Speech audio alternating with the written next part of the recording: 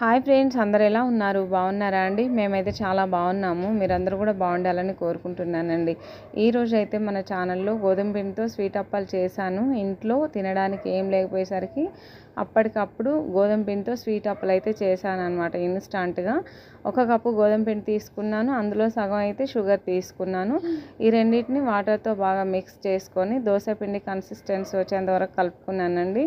ఆ తర్వాత కడాయి పెట్టేసుకొని కొంచెం ఆయిల్ లేదా నెయ్యి వేసుకున్న తర్వాత 2 గంటలు గోధుమ పిండిని ఇట్లా వేసుకొని అరిసెలు ఎంత మందం అవుతుంటే అంత మందం మనం స్ప్రెడ్ చేసుకొని పైన కొంచెం ఆయిల్ వేసుకొని పిండి మొత్తాన్ని కూడా ఇదే విధంగా కాల్చుకుంటే మనకైతే 10 నిమిషాలల్లో స్వీట్ అప్పలు రెడీ అయిపోతాయండి. చాలా సాఫ్ట్గా స్వీట్గా చాలా చాలా బాగుంటాయండి తినడానికైతే. మా బాబు అయితే హ్యాపీగా తినేసింటే నేను కూడా తినేసాను అనమాట. ఓకే ఫ్రెండ్స్, వీడియో నచ్చితే లైక్ చేయండి, షేర్ చేయండి, సబ్స్క్రైబ్ చేయండి మన ఛానల్.